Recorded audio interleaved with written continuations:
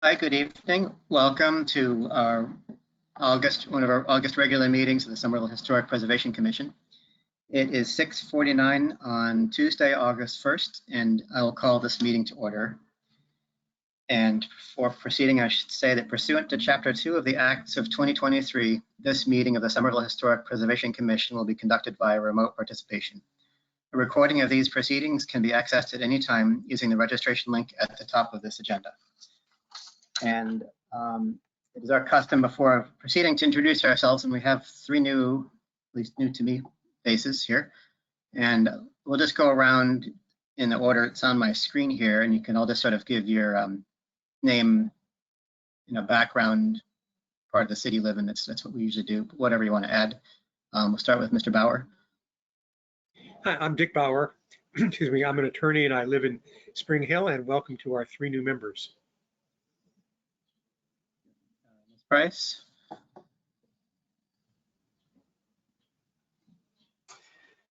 My name is Denise Price, and I live in a local historic district, and I'm a real estate agent and a real estate developer. Mr. Chagnon. I'm DJ Shagnon. I'm a landscape architect and a resident of Ward 5. Vice Chair Kelly. Hi, I'm Robin Kelly. I'm the Realtor representative on the commission, and I'm also a historic homeowner in Union Square. And Mr. Kersey. Colin Kersey. I'm a commercial real estate consultant on sustainability matters. I'm based in Winter Hill. Thanks. And Mr. Coughlin. Hi, my name is Dan Coughlin. I have a background in architecture. I'm currently working as an artist, and I live in a local historic district outside of Union Square. Thanks. And I'm Eric Parks, the chair. I'm an architect and live in Ward 3 in a local historic district. And with that, we have three cases in our agenda for tonight, two of which are alterations to local historic districts, and one of which is a determination of historic significance, which is the first step in a demolition delay process. And the first case we'll hear is a continuation from our June 20 meeting, which is HPC ALT 2023.20, address is 122 Central Street. The applicant is Eladio Salgado. The owner is Guy Morlo, if I'm reading that correctly. And the applicant seeks a certificate of appropriateness to replace wood gutters with aluminum gutters. And do we have an applicant here tonight for this case? Will the applicant for this case please raise your hand so you can be unmuted?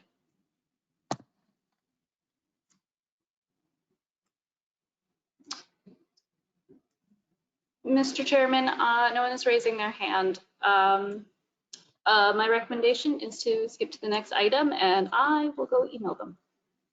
Okay, fine. We'll set that one aside and move to the next case, which is HPC ALT 2023.41, address is 11 Thorpe Street. Applicant is Griffin Dunn. The owner is the same as the applicant. The applicant seeks a certificate of appropriateness to alter a LHT property by installing tracking lines for a ductless AC system. Is the applicant here tonight for that case?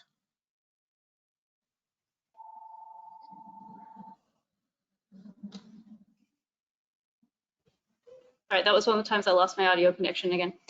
Griffin Dunn, you've been unmuted on our end. You will need to unmute yourself on your end to be able to speak. Oh, hello. Sorry, does that work? Sweet, thank you.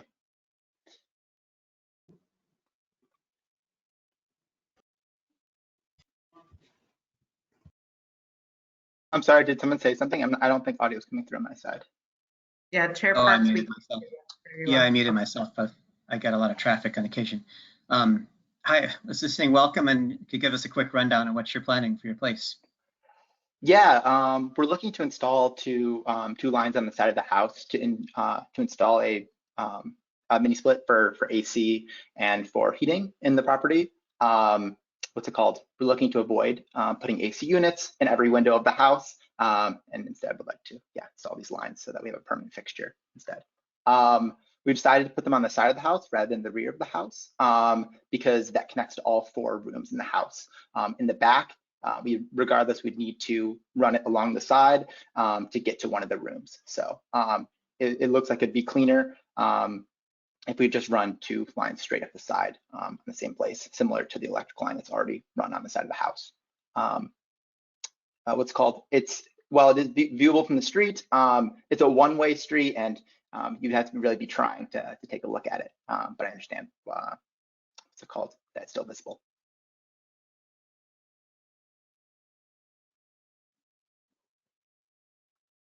What's it called? Any other details that you're looking for?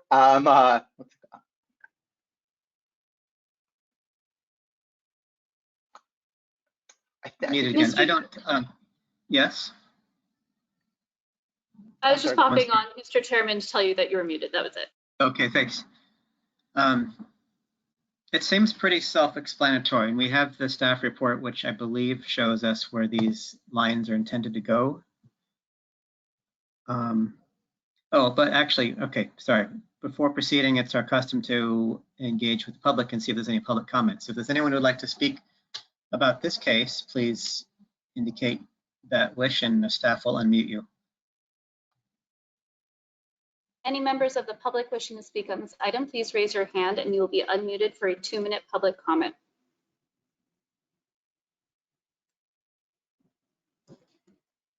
Mr. Chairman, I'm just going through the list one more time.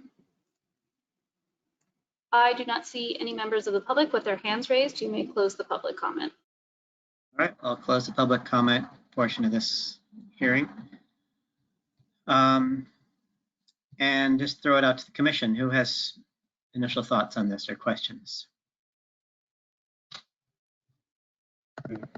I'll go first. My reaction to it is that the plan to place the condenser under the stairs, which is the most visually obtrusive part of the whole thing, strikes me as really sensible and reasonable. And they're talking about, painting the mini split lines that run up the side of the house to match the facade. I mean, I think it's in recognition of the fact that uses of houses change. I think this is about as unobtrusive as you could probably get this system to be. And I commend them for the thought they put into organizing and routing things. It's not, to me, it's not likely to look like much more than a downspout would down the side of the house.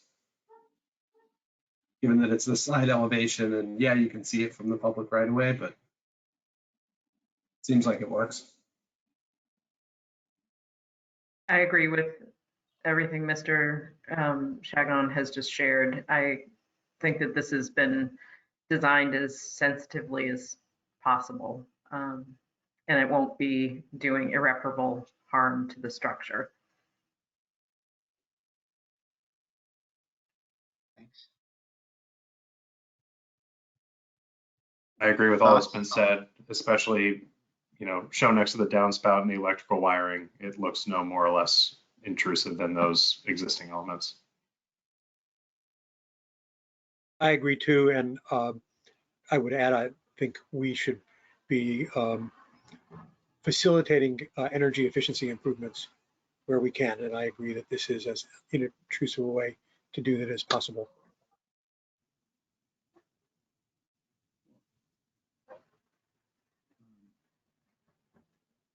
Yeah, I agree. I also agree, and I do appreciate that they're willing to the downspout.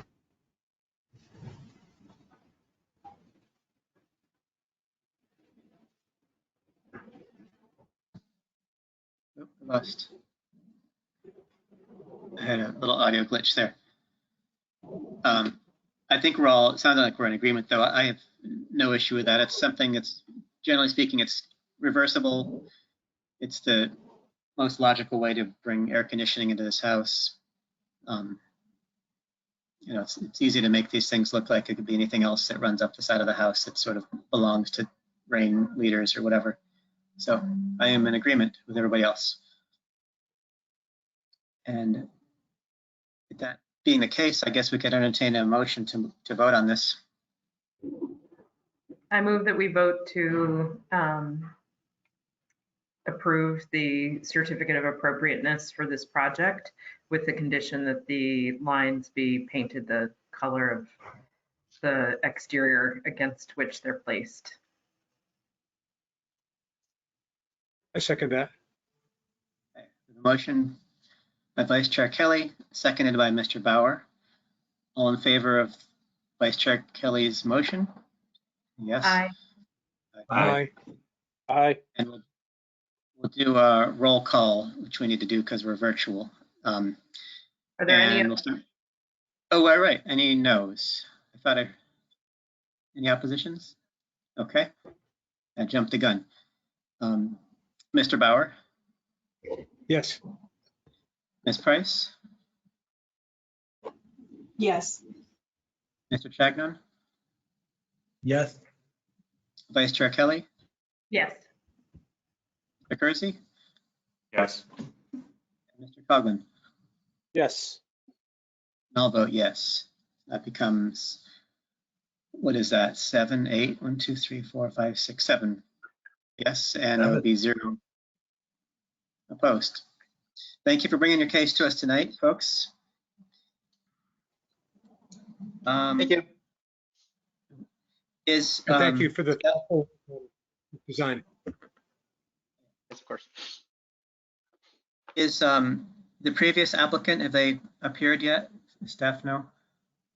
Mr. Chairman, I do not see anyone from that applicant team here. I recommend waiting and doing the determination of historic significance and then coming back for this alteration phase.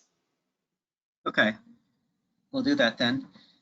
We will move to the demolition delay portion of the hearing, which is usually the second thing on our agenda. And just for people who aren't as familiar with this, the demolition delay ordinance in Somerville is a two-part process. Any building that's over 75 years in age needs to be considered for significance, and it's a two-step process. The first is what we call the determination of historic significance, where we review the property and see if it has significance in its own right. It doesn't weigh how important, the condition of the structure or the alternate uses of it. It's really sort of like a snapshot of what it is. See if it's integrity and stuff like that. If we vote that it is significant, then it kicks it to a subsequent meeting a month later, where we have another public hearing and we review it to see if it ought to be preferably preserved. If so, that kicks in a potentially as long as a year, 18-month demolition delay. I think we're at 18 months, right? Did I mistake that? Yep. And during that period, it is expected that we will work with the applicant to review options for preserving the structure. Sometimes it becomes outright preservation of the structure. Sometimes it's something more creative, like reusing parts of it or repositioning it on the site. There have been all sorts of workarounds. Sometimes we acknowledge that it's probably not going to stay, and it becomes more a case of documenting it as it is, maybe putting something to memorialize it, photographs, drawings, things like that. So it can be any number of things. Quite often, the demolition delay is lifted before the 18 months go by because we kind of come to an agreement with the owner. Once in a while, it plays out the entire time if there's no interest in discussing ways of preservation with the applicant. So it depends on the case. Anyway, that's the background. And tonight we have step 1 for 45 Alpine Street, which is HPC DMO 2023.10. 45 Alpine Street. The applicant is David Kogan. The owner is the same as the applicant. And the applicant seeks to demolish a building constructed a minimum of 75 years ago. Is the applicant here tonight? Yes, they are. David Kogan, you are unmuted on our end. You will need to unmute. Oh, you're unmuted. Perfect. Hello, how's it going? Hi, good evening. Good evening. Why don't you just start out, give a synopsis of your project, but tell us about your building. Sure. So I'm David. My wife is also here on the call. We've been living here for about 6 years, or I've been living here for about 6 years, and got married in 2019. This is a pretty small 960 square foot single family cottage, and we're basically looking to expand it so that we can, kind of live here long term, expand our family, that kind of thing.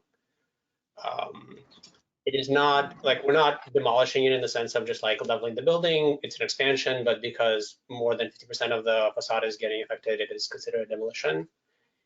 Let's see what else. Yeah, I don't know. I don't think that you've seen like the design of the new place, but maybe that's not relevant to this stage of the discussion anyway. Are there like specific questions I can answer? Well, no, but we don't typically get into the proposed design at this stage. Sometimes that's presented during a subsequent, if it goes to the preferably reserved hearing. But at this point, we're just looking at the building in its own right without considering what you might do with it. But yeah, anything else you want to add? I mean, really hoping we can go forward with this. Really like this area. We love being next to the community path. We want to stay here long term. So here's hoping. And you'll have an opportunity to speak later if anything comes up, but the next process for us would be to take public comment on this proposal. So as with the last case, if there's any member of the public who'd like to speak about this, please let us know and staff will unmute you. Yes, any members of the public wishing to speak on this item, please raise your hand. Ron Cavallo, you are unmuted on our end. You'll need to unmute yourself on your end to speak. Ron Cavallo, 70 Victoria Street, Somerville, a long-term resident and once a significant developer in the city and a significant property owner. Firstly, I want to welcome the new members, and I want to support this application. I've taken great issue with this commission, and I have felt that this commission really reflects anti-gentrification and anti-development agendas in this city. It's very distressing to me. When I look at this property and I look at every property, and I want to say that I attend every single meeting and have done so for the last year and a half, I see that this building has very limited architectural value, but I've also seen this commission look at structures like this and think of them as precious. It's shocking to me that they do so, but they do. I see this building as having limited architectural value. It's clearly been changed a number of times. I would like to see the homeowner have the latitude to do what he would like to do with it. And I would like to see the city step back and not get involved in what I think is, I don't even know how to describe it. I'm so disgusted. I guess what I want to say is that I fully support this proposal and would like to see the homeowner have the latitude to do what he wishes with this property.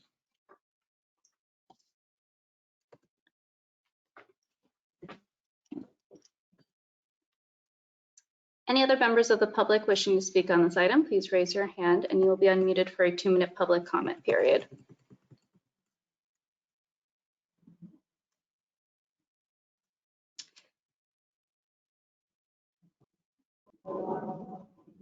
Mr. Chairman, I do not see any other members of the public with their hands raised at this time. David Kogan, I see your hand raised, but as the applicant, I'm going to just tell you that you can speak afterwards, but to wait until after it's the public comment period. I think it was just raised before sorry. Okay. Mr. Chairman, you may close the public comment. All right, I'll close the public comment portion of this hearing. Take it up as a commission. Just who wants to volunteer thoughts here?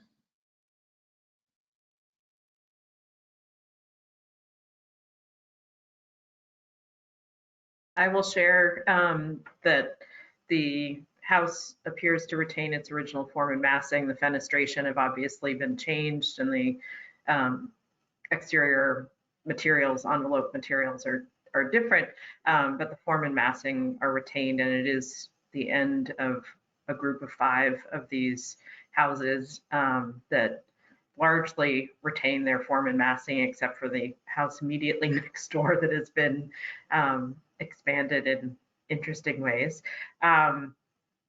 So as part of the group, I think it does contribute to the streetscape, and it does have merit in terms of its retaining original form and massing, even though the fenestration is markedly different from the original.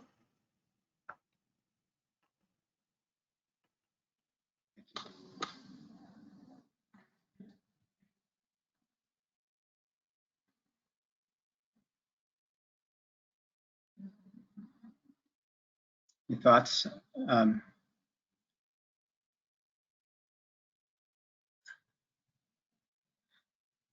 Well, I would just say then that I interrupted somebody. No, you're fine. I usually go last.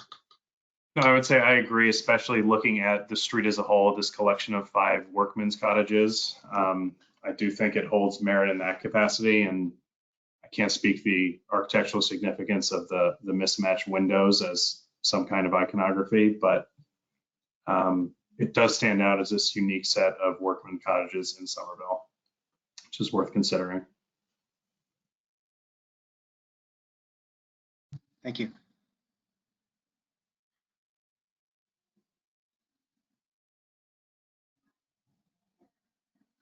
I'm trying to bring this up for myself on Google Street View to get a look at it more in context than I've been able to, and it's being slow for me. So I may have thoughts in a moment. Just to describe the streetscape, it's a row of 5 houses that are so identical as to be likely constructed at the same time. There's been serious modifications to, as Vice Chair Kelly mentioned, that it's been modified quite a bit, but the rhythm is still there of those 5 in terms of the context, neighborhood context. Integrity of the structure itself, how much of its non-massing related integrity, it's questionable. It's the end of the grouping of 5, so that's one benefit there.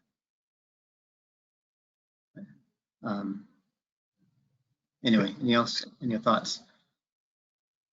There's a house on Beacon Hill, I think it's by Emerson, which I think is called the House of Odd Windows, because every window is different from every other window in both shape and placement. And this house, I think, could probably give that house a run for the money. But unlike the Beacon Hill house, I don't think the random window assortment here is a plus in terms of its historic character.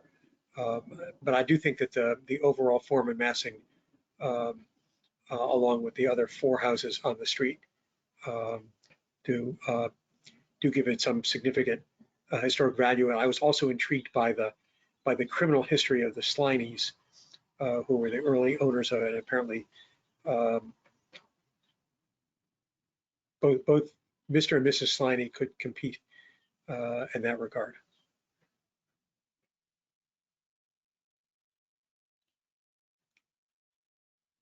Thank you.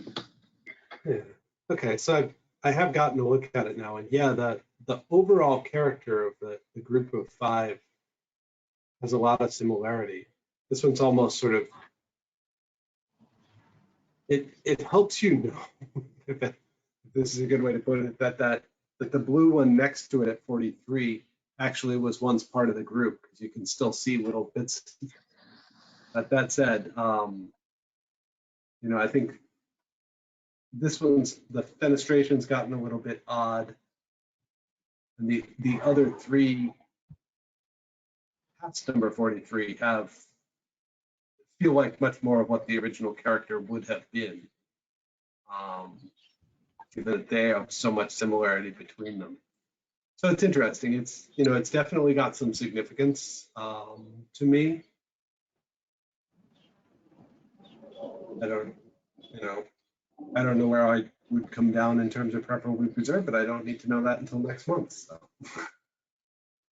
Or thereabouts at the worst case scenario. Okay. Yep. Thanks, DJ. Any other thoughts about this?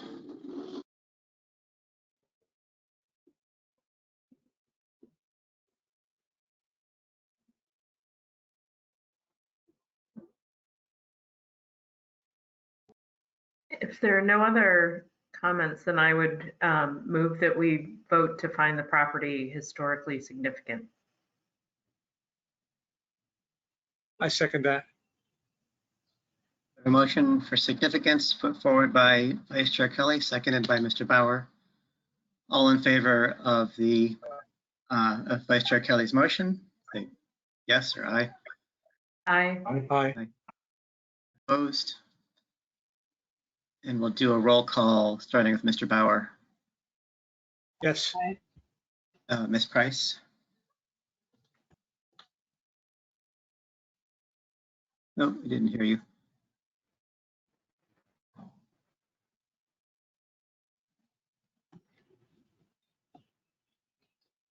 Yes.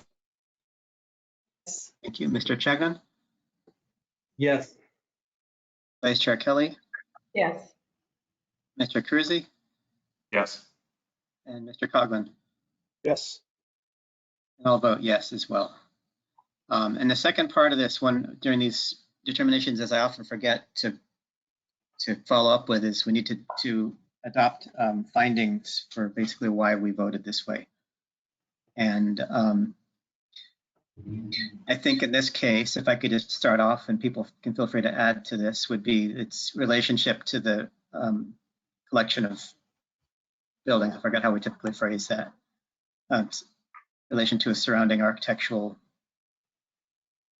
buildings. That doesn't sound very articulate. Streetscape. Streetscape, yes. It was not, doesn't appear to have been associated with any important people, but it's the streetscape really. And unless anyone wants to add to that, that would be my primary finding.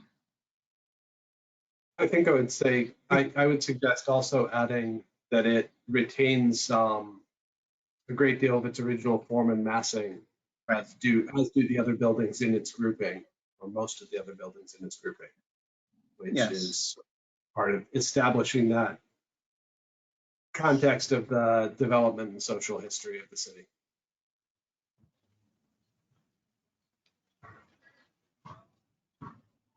There are no more tweaks, then we could go forward with the motion and the findings. I move that we vote to adopt the findings as just discussed. I will second that. Okay, motion to adopt findings by Vice Chair Kelly, seconded by Mr. Chagnon. All in favor? Aye. Opposed? And again, we'll do the roll call. Mr. Bauer? Yes. Ms. Price?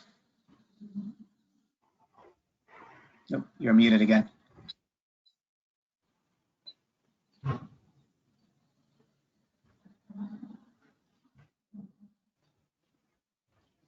Still not hearing you. Okay, that's a thumbs up from Ms. Price.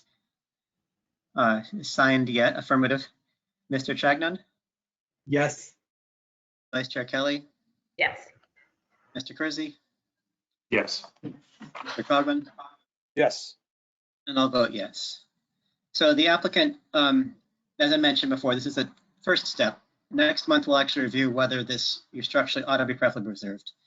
And just a reminder, if it does go forward that way, and I'm not saying it will, it usually customarily involves a discussion with you as you move forward with your plans to see what you're actually intending and find options that either retain outright or some semblance of the structure, or that there are different ways. So it's not like your project dies on the vine for a period of time. So it's part of a moving process. Or we vote no and you're good to go. In any case, we'll see you next month, I believe. And with that, let's move back and see if we have an applicant yet for 192 Central Street. Is that person shown up yet, Wendy? Let's just list. Do we get a chance to talk, or is that it? Because I thought that we had a comment at some point. If you, well, we've already voted, but if you have any questions administratively, you could talk about it with staff about what we'd want to see next month. I mean, it would have been nice to be told that we can talk before you voted, I guess. That seems a little bit unfortunate. Well, no, you had your presentation there, and then we customarily, if there are any questions for you that require your answering, or if there's anything particular. But officially, we've already voted.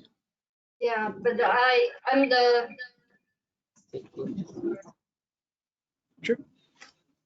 Chair Parks, I would, if they'd be given an opportunity to speak now if they had additional things to say, and then we can consider whether we should change our vote. And if we don't change it, then we'll go to next month. But since they were told that they would have an opportunity to speak after public comment, we should give them an opportunity Okay, to do that. that's fair enough. Yeah, okay, folks, go ahead and Yeah, sorry, I raised my hand, but probably I used the same link with my husband. My name is Lexi Xu, and I live with my husband here. Yeah, so I just want to say it's very frustrated to undergoing a project like this for so long, and then realize there's one more step that we need to evaluate historical evaluation of the house, which we understand is a procedure, but then I feel first, this is a house you mentioned there will be 5 houses in a row, but this is a really odd structure compared to other houses. I don't see the resemblance or with other houses as the similar style. I mean, you may have a different evaluation ways. Also, during we're here, the roof and the siding has asbestos, and everyone evaluated, and the roof has been changed a few times just because the structure wise of the house. And not to mention that you mentioned the window, and I'm sure the window has been replaced a few times. Not sure the structure maintained the original structure. I know I'm not fully understand the architectural value of it, but I do want to express it is really frustrated to undergoing a self-supported project like this, and has to undergo a unexpected timeline extension and unexpected procedure. Yeah, sorry, I just want to say that it is been very tough for us to make this project until today, even though it's still at the permit stage. But we do want to leave here as owner to do the project, and as a single family owner, it's not a common structure on the street, and we do want to keep it as single family house, which is we tried a lot of. I know it's not a stage right now, but we did maintain a lot of. We did undergo a lot of designing to make sure it fits the zoning law and every designing perspective. But yeah, it is just a little bit frustrated to not to say that. Thanks for letting me say that. So we appreciate your frustration about having to go through these stages, and I'm sure part of what's frustrating right now is that we told you that at tonight's stage we cannot consider what your actual plans are, but we will consider those at the next stage. So please bring the plans there, tell us what you're planning to do, and then we'll see where we are at that stage. But at tonight's stage, it was just, do we think there is historic significance? And as you heard, all of us thought that the basic shape of the building together with the other 5 buildings is enough to give it some basic historic significance. Next time we'll consider whether that means we should try to preserve it, or whether your plans will convince us that what you are doing is the best thing to be doing, and we can then give it our blessing. Thank you. Yeah, sorry I moved forward. I forgot that I had actually invited you to speak. It's often sort of like not that way, but thanks for correcting me, Mr. Bauer. Is there anything else you all wanted to add? I think I would just add that I think some of what Mr. Bauer just said also reflects on the comments from Ron Cavallo from the public too, in that, you know, I hear and I understand both the applicants and Mr. Cavallo's frustration with the process that we're in, but I think I'd want to state for the record that it's based on what our statutory purview and process is, and the fact that, you know, this first step is, as Mr. Bauer said, really just about the building in isolation, in a vacuum, doesn't have significance. And we're not yet allowed to weigh questions of whether it makes sense as a project or not until the second step. So just wanted to sort of reiterate that for the public and the record, I guess.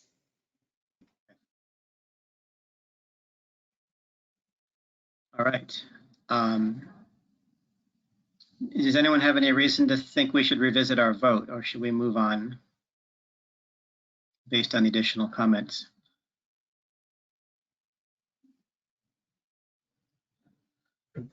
I don't think that we should. I think the basis on which we determined it significant, I think, was correct. Most of the comments that I heard were about the project, and those are perfectly appropriate at the next stage, and we should consider them then, but that doesn't, to me, change what our vote should be tonight. I agree with that. Thank you. Okay. All right, folks, well, we'll see you next month. And let's go back then to 192 Central Street. Is that applicant here tonight? Tiago Pereira, you have raised your hand. You are unmuted on our end. You'll need to unmute yourself on your end to speak. Hi guys. Hi. Sorry. Hi, how are you? Good night. Yeah, I'm the contractor for 192 Central. Hi, just tell us, so you came last month and we had, as I recall, a desire to since the year, well, actually I'm cutting off. Why don't you tell us what you've Yeah, last time when we spoke, we asked to replace the wood gutters to the aluminum. With the second visit, we noticed that the front of the house has all wood gutters and the back of the house has aluminum gutters. And this second application that we did, that I submitted, I'm asking to keep the front as like a wood, or I can go with the aluminum, which the Dura gutter, which has the same profile. So from the street level, you're gonna see like the same profile. And the back, I could do the cheaper aluminum K-style because the rest of the building on the back already has that K-style. So what I'm asking is the front to keep the look, in the back, if I could use the K-style.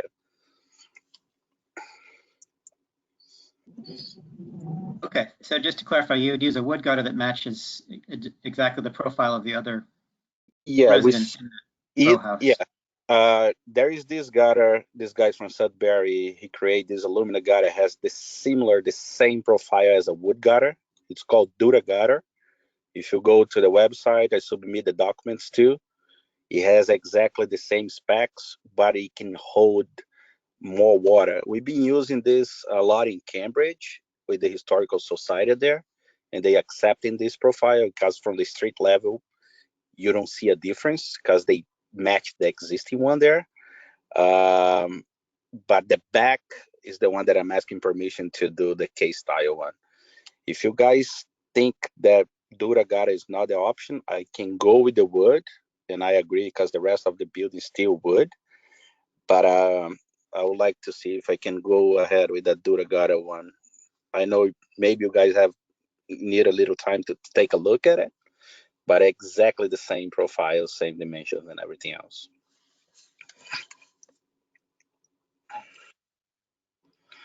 Thank you. Mr. Chairman, through you. Yes. So the rear, I had written to the applicant team, I think in the last week, just to be clear, because the rear is not visible from any right of way, staff can approve the K-style aluminum on the rear, since that would be a certificate of non-applicability, since no one can see it. You are just looking at the front elevation and the side elevation, since that's visible from the right of way. So for tonight's vote, would we be considering at all the rear, or would that just be something you'd be doing administratively? Since it's We on would our be agenda. doing, yes, Mr. Chairman, through you, we would just be doing the rear. You're only voting on the front and side elevations. Okay. Okay, thanks for pointing that out. Are there any members of the public who'd like to speak about this case? Any members of the public wishing to speak on this item, please raise your hand and you will be unmuted for a 2-minute public comment period. Mr. Chairman, I'm just going to give it one more second. All right, I don't see any other members of the public with their hands raised. You may close the public comment. Yeah, public comment portion of the hearing.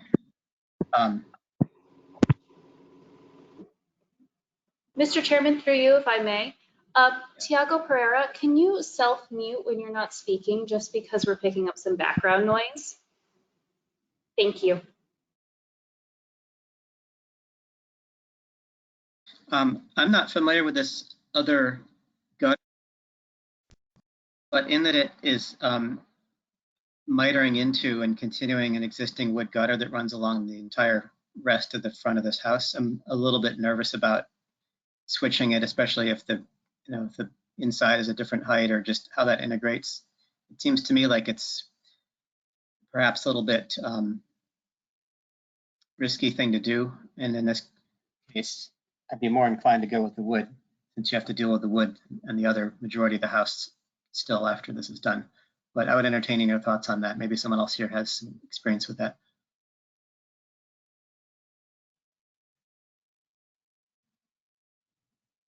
I don't have any experience with it particularly, but is it actually mitering in, or does it simply meet at the, like, I don't think it's at any of the mitered corners. The join would be in the middle of the flat between the two properties. Oh, right. Yeah, because it's doing a straight run. Right. Wait, it's still, how close is the profile is an open question to me. I'm trying to get a good enough look at it to see, but.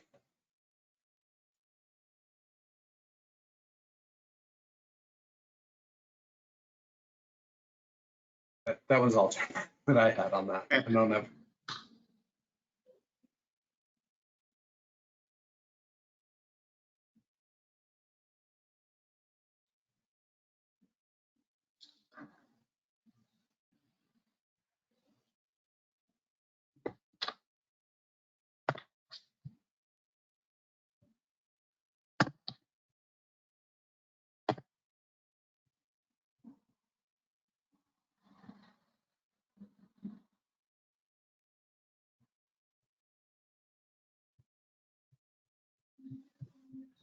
I mean, I guess having said I don't have additional thoughts, I have a little bit, which is philosophically, if this were a house where we're all wood gutters and the Dura gutter has a very comparable profile from street level and preserve that appearance while being maintainable, I don't have an incredibly strong objection to the idea. I don't have a sense for how this would mesh up, given that there are wood gutters still in the other half of the property. And I wonder whether it's a case of, if others felt the same as me, which possibly you don't, whether having staff look at a sample and decide how closely it looks, or a subcommittee of us or something to actually review the product. Because I think it would be good to get more familiar with this product anyway. It's relatively locally made and a decent fit for the purposes.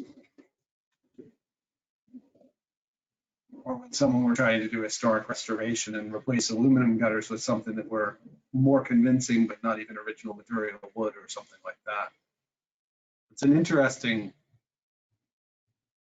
product. I just don't know enough about it yet. Yeah, I've encountered the PVC version of wood gutters. That's been out there. And if you want to really get into the weeds, none of these wood gutters match the wood gutters that would have been there originally, because the profile would have been more curved. These are sort of a modern wood gutter that came out, I think, in the 50s or something, that they shallowed up the curve to facilitate a deeper trough to carry more water. And you can't get that. I mean, I have those, but I had to get them custom milled to get that look. And they would, on the soffit line, reproduce the look of a proper crown molding more instead of this, which is sort of like a bastardized crown molding. So we're already, you know, we look for wood gutters, but they're not technically an original look to the house. I would ask, maybe if the applicant is still here, how would you propose that you transition in the middle of a run of gutter from aluminum to wood? Like, how would you water tight that? And are you absolutely sure that there's no, you know, fractional difference in profile that would show up as a weird bump, something like that? No, at the where they meet, they have like we can create like almost a seamless, because this gutter is gonna be painted later to match the rest of the house. So they come in kind of like a white color. So the profile really blends in, and you have an end cap for the new gutter in case we need to like transition, not let the water go from one gutter to the other. And they have all these like special like the seams, everything is nice and connected. You guys, I like the comment that Mr. Cho made, that it's something that is going to be on the market and people is going to use more because more cost efficient, and it's going to last longer than the wood gutter. And the good thing about this gutter is they have more like water flow on them. They can catch more water. It's much better draining. And this guy is called Dave. He's from Sudbury. He created this just for this specific reason, because people don't want to deal with the wood gutters anymore and the maintenance on them. Does it have, thank you, is the interior of it, is it just the thickness of aluminum stuff, or is it actually profiled inside? No, it's much thicker and heavier. I'm happy to drop a sample on any address you guys provide so you guys get familiar with the product. But I think you're going to be seeing more and more of this stuff. But is it the thickness of the gutter just that of the aluminum extrusion, or does it actually have an interior profile? Does it wrap around to form a curved trough in the middle like a wood gutter would?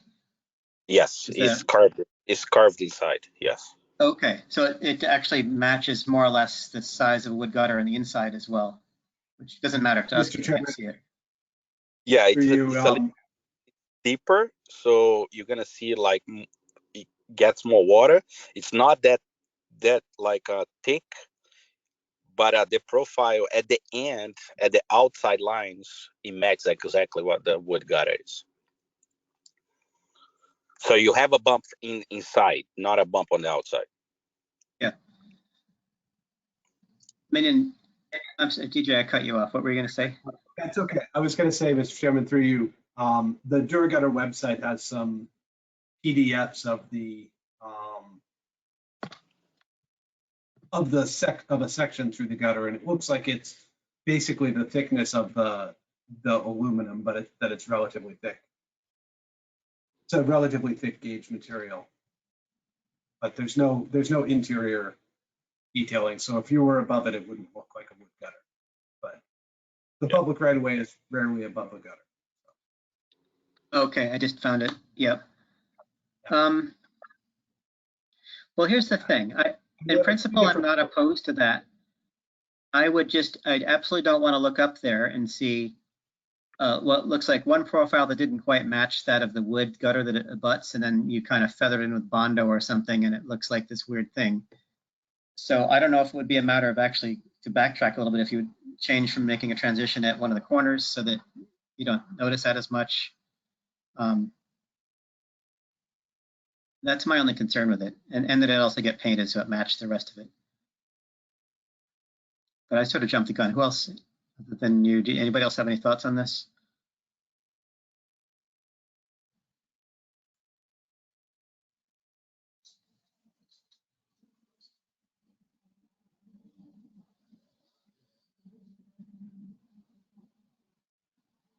I'm exactly where you are, Chair Parks. Really my only concern is the transition point and what that might look like. Because otherwise, you know, if we were talking about this product across the entire facade, I wouldn't be terribly worried about it. It really is just the that transition and what that looks like, and then also how it will perform, because we don't want it not performing well and then it starts to deteriorate the soffit or masonry or whatnot. So Okay. Oh, another question. Does this install with concealed hangers? I assume it does.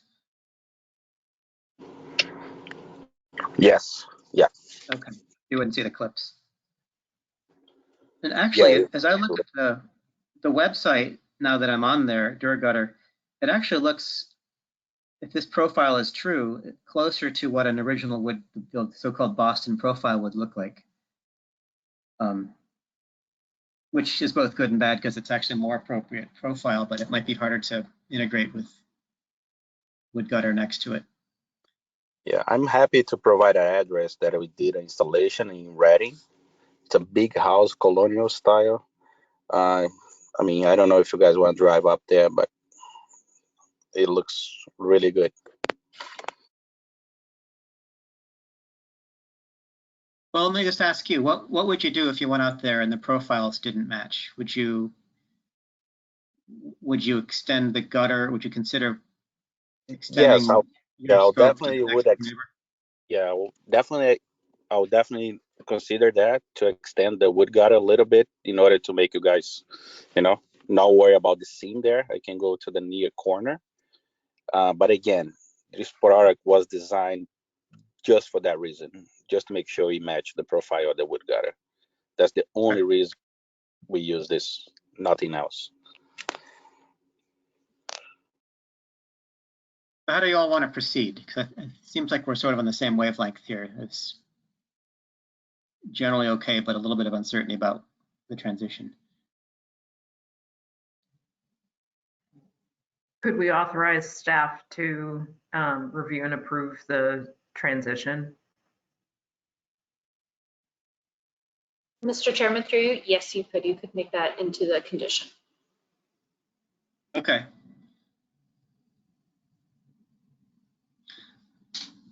That sounds good to me. Okay. We feel ready for a motion? I think so. I would move that we grant a certificate of appropriateness to the replacement of the front wood gutters with the DuraGuard aluminum gutters, subject to staff approval of how well the transition matches, and if necessary, extension of wood gutter across a portion of the facade until a clean transition point can be reached. I'll second that. Okay, we have a motion. I had my screen off. Motion by Mr. Chagnon, seconded by Vice Chair Kelly, I believe. Yes. All in favor? Aye. Opposed? I'll do a roll call. Ms. Price?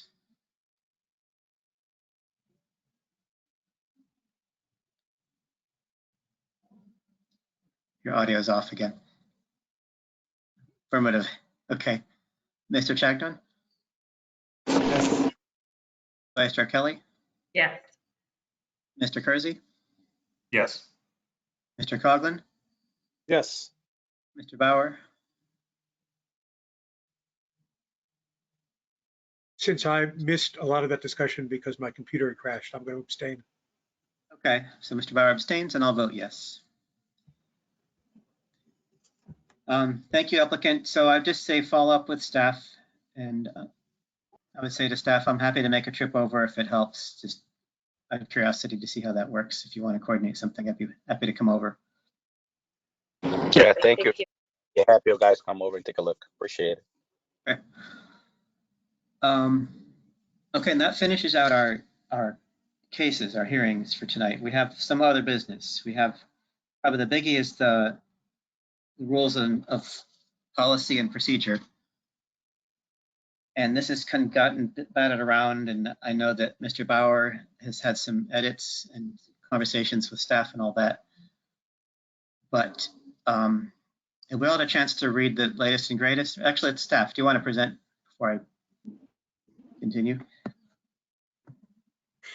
Mr. Chairman, thank you very much. Sarah White, Senior Planner with PPZ. I mean, you all have had it for quite a while. I think there have been some changes that we made to it based on largely Mr. Bauer's input and some information that we did gather in response to some questions that you had. Also happy to make additional changes. We can certainly make things such as I would say like Scrivener's changes, like if you feel something should be in a different order, that type of thing. We can certainly, if you want, if ultimately when the time comes for y'all to vote, we're happy to also make those changes, you know, after you've taken a vote as well, and happy to do that just so you have something on the books that you can operate from that's a little bit more robust than what you've got right now. But yeah, any other additional questions, please let me know. I've got the document up in front of me. And if you do have questions, if you would just please refer to the actual item number and heading, ideally page as well, so that I can get to it as quickly as you are.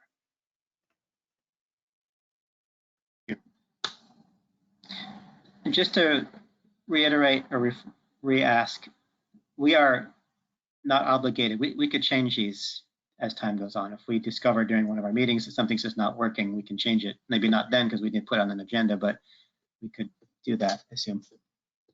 Mr. Chairman, through you, that's correct. So at any point in the future, you can change these. It's not like voting for officers, which has to happen, which happens once a year. This could change at any point. And basically what you would do is you would, you'd note in a meeting or get in touch with me separately, or Ms. Chekowitz and I separately, and let us know that you wanted to discuss them at a future meeting, and we would come prepared to do that. So anytime they can be changed. Okay. Well, does anybody else, I guess I'd start with Mr. Bauer. Have you seen this, and does it address comments you've had or thoughts? It does, at least for the most part. One of my concerns was provisions about members participating when they had not been in a previous meeting, and Ms. White has pointed out now a provision that's in the Mass General laws that covers this and essentially requires the language that is included here. So with that, I don't have any objection to that. The in standards of conduct, small Roman numeral 3, there's language that I have concerns about, and Ms. White had circulated something by email about this, which had different language in which I thought was better and clearer than the language that's here.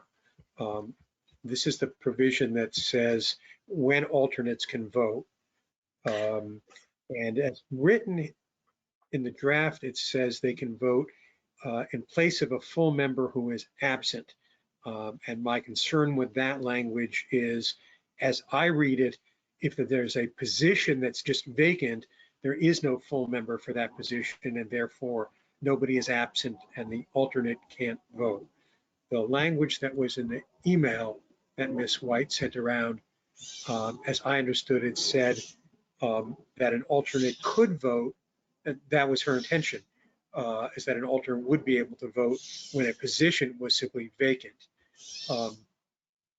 And that language to me is significantly different from what's in the draft here, and it was more, from my perspective, is more appropriate. Ms. White, did you want to comment on that?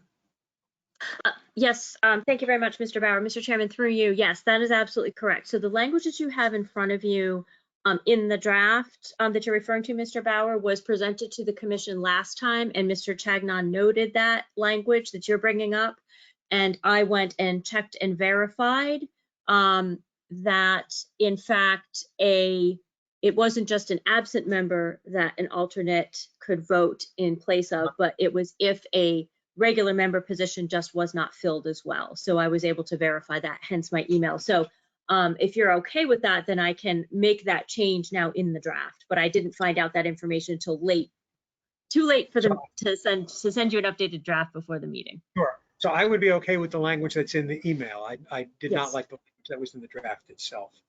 Very good. Given that I had also been commenting on this, I wonder if I'm trying to remember the proposed new language from the email. Did it still have the designated by the chair language in there? Because I think that in the absence of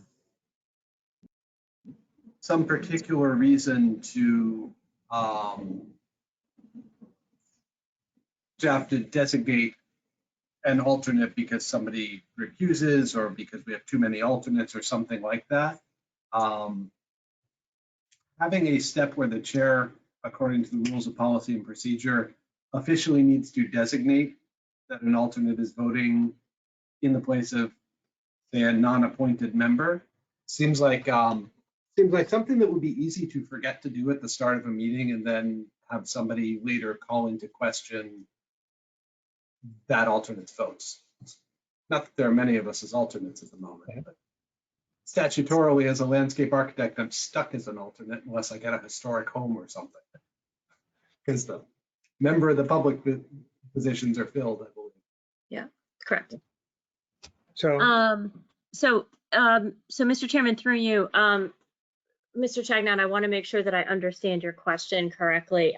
Is your question as to whether or not it should be that the chair designates the alternate that votes and in place of whom, or are you suggesting that the first, like the way you have done it in the past when everyone was in person, that the first alternate who actually appears at the meeting is the one who votes in place of any missing regular member?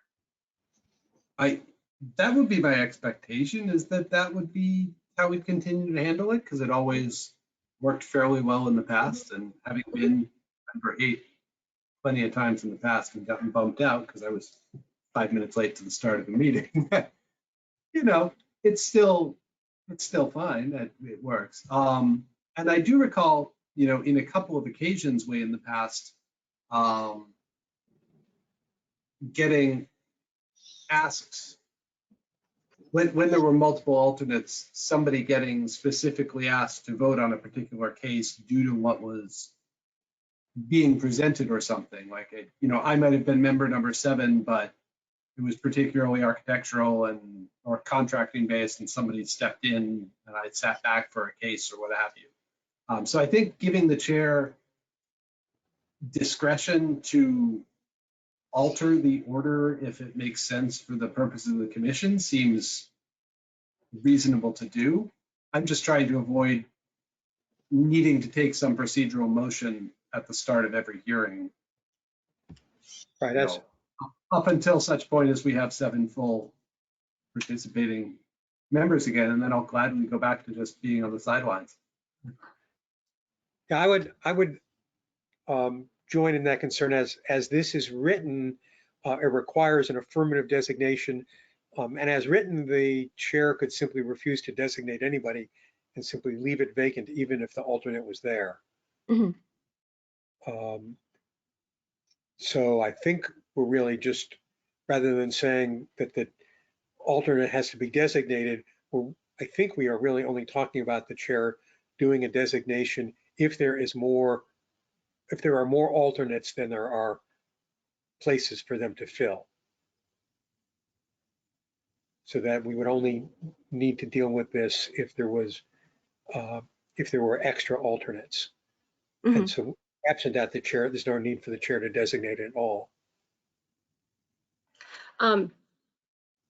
Mr. Chairman, through you, yes, I understand what you're saying. Do you have some suggested language for that, Mr. Bauer? Assuming that everyone else is in agreement on that. I don't want to be presumptuous. So I agree as the chair that puts a bit of an onus on me to remember to do that every single meeting. It's like today I forgot to introduce staff. That's what we're here to nag you about. Yeah. So here are 2 thoughts on it. One of them would be to take out the language about designated by the chair. So we just not vote unless essentially there's a vacancy.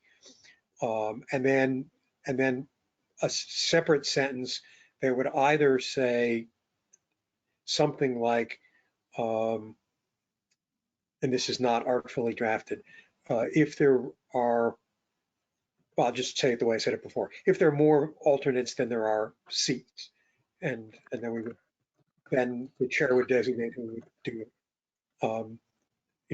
But drafted more nicely than I just said it. Or alternatively, to just put in specifically, alternates will be seated in the order in which they appear at the meeting. Then that would answer the question. If there were two, it would be the person who was there first who sat in.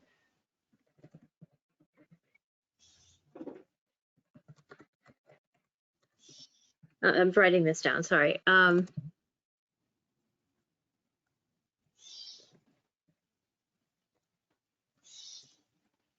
So rather than saying the chair would designate, that we actually spell out what the procedure we would expect the chair to apply, which is to fill vacancies by alternates in the order in which the alternates appear at the meeting. Just spell that out, and then there's no need for the chair to designate. There might be need for the chair to recognize who it is, but the chair is merely recognizing and not designating. Yes. And then that can be certainly recognized just by virtue of the roll call vote. Right. Okay. Excuse me, Mr. Chairman, through you. So if I understand this correctly, so there will be, so it's a two options here. If there are more alternates present than there are regular member vacant seats, be they through absence or be they through simply not having been filled yet, then the chair will designate the alternates to vote. Otherwise, alternates will be seated to vote for an absent member / vacant seat in the order in which they appear at the meeting. So those are the two. I mean, I'm giving those as alternates. I was not suggesting that they both go into the rules. That I'm suggesting that we should pick one. My choice would be the second one, that it would just be automatic. Oh, I see. I'm sorry. Okay, yes. I mean, basically, which is the way you've done it for years, and just keep it that way. Right, just simply spell. All right. What are other commissioners? Sure I am clear, Mr. Chairman, through you and Mr. Bauer, that what we're going to do is we're going to scratch what we have there now about absent members, et cetera, and find a better way of saying that basically alternates will vote for absent / vacant regular member positions in the order in which that alternate arrives at the meeting. Yes? Yes. Excellent. Very good. That works for me. I'm trying to think if there's any reason we'd ever need to change that order if we want to have a loophole. I don't think so. I mean, sometimes we have when someone has to recuse himself for a particular case, then an alternate that's not voting will get bumped into the voting queue, but that could still be per the order that we've established. That's correct. And one of the things that we would have to do is staff will have to be aware of who came into a meeting first, and that's certainly something that Christy Chase and I used to do. We used to just kind of watch who came in there first. Now, for the most part, staff is usually Ms. Chekowicz is usually opening these meetings before anybody else enters them, so she will always note who is here, or me or any other staff member if we happen to be absent. I'm sure you'll rue the day when we're both absent. We absolutely will, and not just for this reason.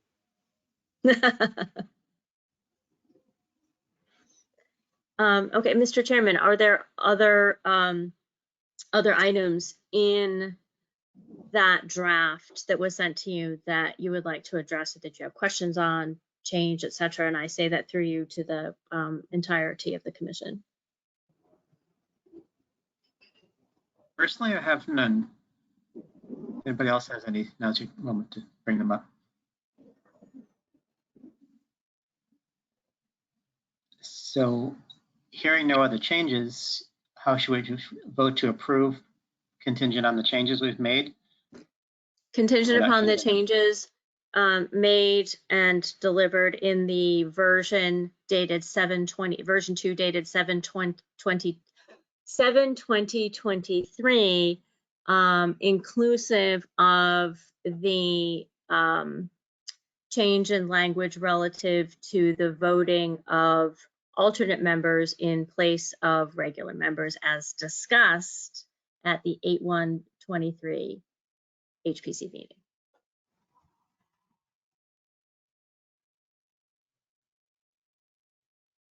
And if you don't want to remember all that, you could probably say, like she said.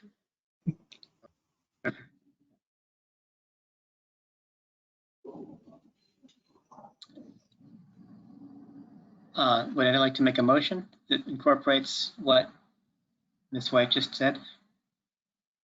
So moved. Okay, I will second that. that motion was so moved by Mr. Bauer. Yes. By moving, seconded by Vice Chair Kelly. And all in favor of adopting Mr. Bauer's motion? Aye. Aye. Aye. Opposed?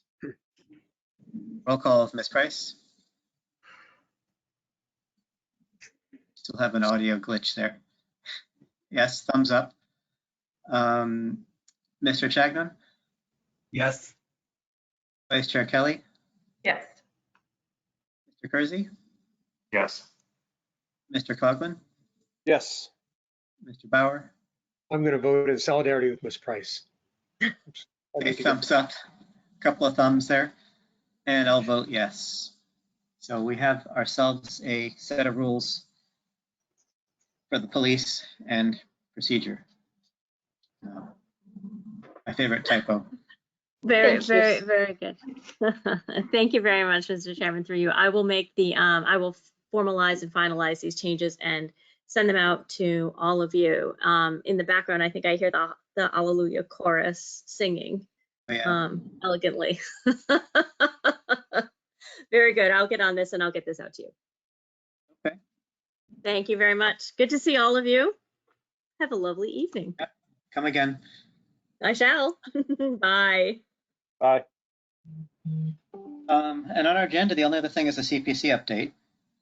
And for you newcomers, I'm hoping or guessing that you know what the CPC is. It's the Community Preservation Commission, which is basically a pot of money that gets divvied up by the city for three purposes: as open space, historic preservation, or affordable housing. And I am the commission's duly designated member on that commission. We're required to have somebody on that commission, and that's, for the moment, that's me. And I was at the meeting last week, and the state of things is that the city has just finished soliciting CPC applications for the next funding year for 2024, I guess it would be. I'm not sure how that gets categorized.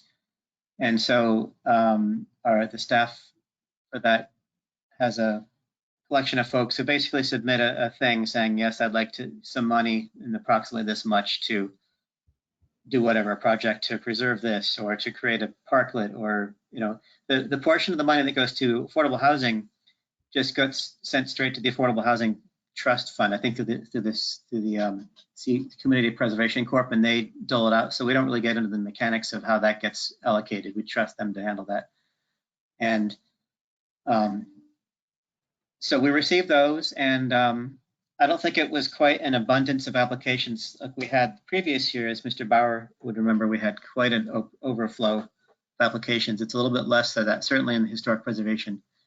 One little hiccup was that we had quite a bit of money requested in mid-cycle applications for funding.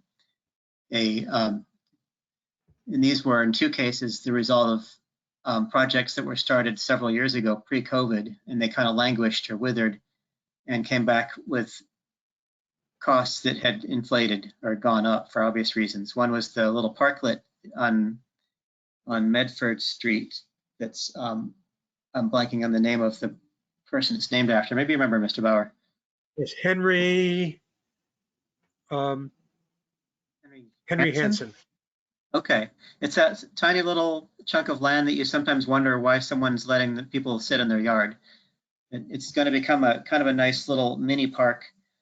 And that one just took a while to get going. And so they're anticipating costs being quite higher. So we had to dish out money in order to keep that project afloat because the contractor couldn't wait for this to become an official funding request in the next year. So there was a bunch of money for that, and also for Art Farm. I don't know if you're all familiar with Art Farm. It's over by across McGrath Highway where the old waste transfer place was long ago. And that sat dormant for a while because they're dealing with some issues with some infrastructure, some tanks and things that were getting installed beneath it. And so that kind of sat in a suspended animation. So now it's a little bit more money, I believe. And there was one other thing, I think, with the Somerville Museum, maybe that some, oh, actually, yes, we approved some changes there that allowed the basement to become weatherproofed to hold their historic collection. And some of those assumed blocking up several windows on one side of the building that were minimally or almost not visible at all. And apparently when the Somerville Museum took this project to the Mass Historic folks, they wouldn't let that happen. So they actually had to go and reopen some openings that they had blocked up because we let them do it, which is costing more money. So there's a collection of stuff like that to keep them going. So those were mid-cycle requests. The end result of that is that we're going to have less to spend for the actual projects that have submitted applications for the next round. I don't know what the numbers are yet. They're still being fleshed out. Any questions on all that? Mr. Chair, yes, a quick question. Just to be clear, before I go into anything further, so those requests were approved already? Is that all? They were approved. Okay. Yes, yeah. Yeah, slight correction then regarding Henry Hansen Park. I believe, because I know Parks and Open Space staff through various work with the city, that it has to do with the cycle of state grant money and when that has to be spent by, that the funds are match rather than the contractor's schedule. Okay, yeah, thanks for correcting me. That was Your correction. Yeah. If they didn't get moving by a certain date, they would lose funding that had been granted to them. So that was the urgency there. They'd lose, I forgot what, 90-something thousand or something, or more actually. I think it's more, okay. Yeah, I believe if it's anything like the state grant cycle that I know they're using for the Henry Hansen project, which we work with in other municipalities, and it's about $400,000 in matching funds from the state, predicated on a certain amount of money put forward by the city. And they have until July of next year to spend it. So okay. Needs to get bid out and out the door. It was, and people were incredulous that it's going to be a project budget well over $1 million for that tiny little spot. So it took we lingered on that for a while because it's just, costs have gone up, and that's the way it is. My understanding from a conversation with Mr. Franzen is that the hope is that there is a fair amount of contingency built into that, and that a chunk of it will end up back in CPC's hands. Yes, we're all optimistic. Be nice. I think that's it. I might be missing some other little detail, but that's the gist of it. And there's no meeting in August. We go on a summer recess, so we'll be reconvening in September. I think that's everything off our agenda. Any you three new folks have any questions or stuff you want to complain about or ask about, whatever? I had a quick question about this. Just could be something on my end through the webinar app. Are we able to see who is in the meeting other than us? No, we're not. It's kind of a mystery, yeah. Sometimes you see a big number and you don't know who they are. Yes, so Mr. Chairman, through you, no. So the permissions that the commission has is strictly only to control what you have and see just what's relevant to your access to the meeting. Only staff can see who is entirely in the meeting. Okay, got it. That change when we go to Zoom next month or the month after? Well, as an update, we are maybe not going to Zoom in September. That might be October. But I have no idea. We are switching to Zoom because we have to go through a training. So I have no update on that at this time.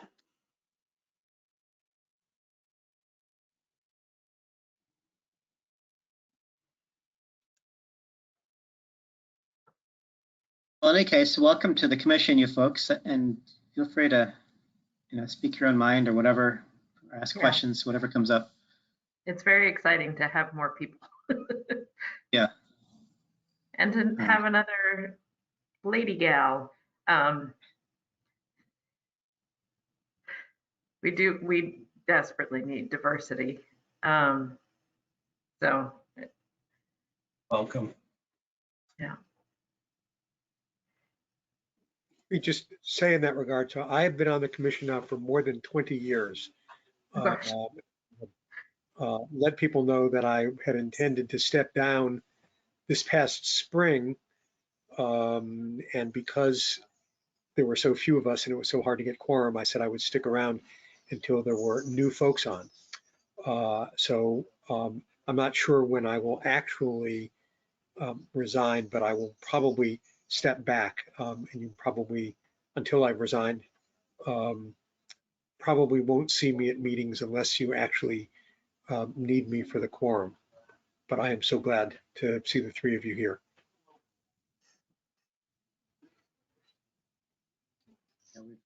Your institutional memory and knowledge will be sorely, sorely missed. That's all right. I still have the cell number. I'm still around, so. I know. And if you decide to take the slow route and kind of fade off, that might be helpful in case we have that odd case every year that needs to lean on you for something. Yeah. Yeah, being faded out, having done that for a while myself when the kids were small, works fairly well. Yeah. Well, and if we had so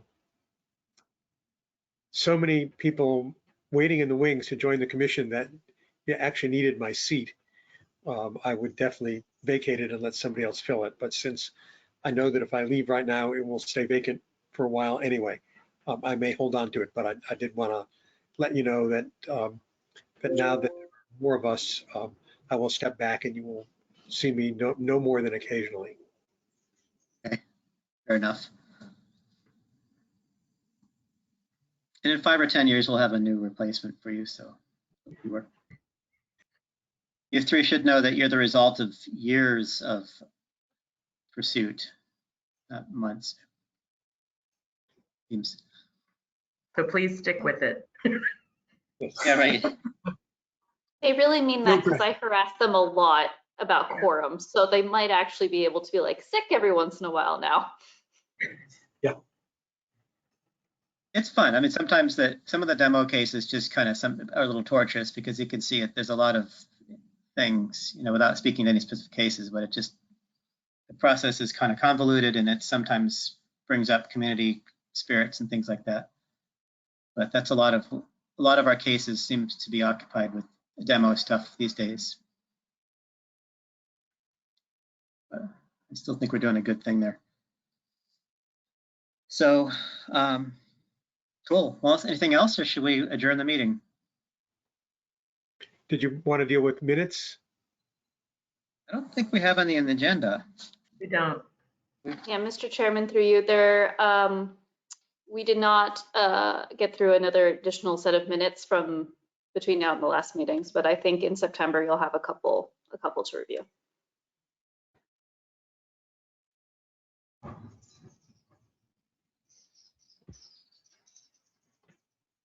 Well, would anyone like to move for adjournment? I move that vote to adjourn the meeting. I second. Okay. Motion by Vice Chair Kelly, seconded by, was that Mr. Bauer? Is that you? That's correct. Yep. All in favor of Vice Chair Kelly's motion to adjourn the meeting. So I can't speak anymore. Say aye. I, Aye. Opposed? And we'll do our customary roll call for that. Mr. Chagnon, Yes. Vice Chair Kelly, yes. Mr. Kersey, Yes. Coughlin, Yes. Mr. Bauer, Yes. Ms. Price.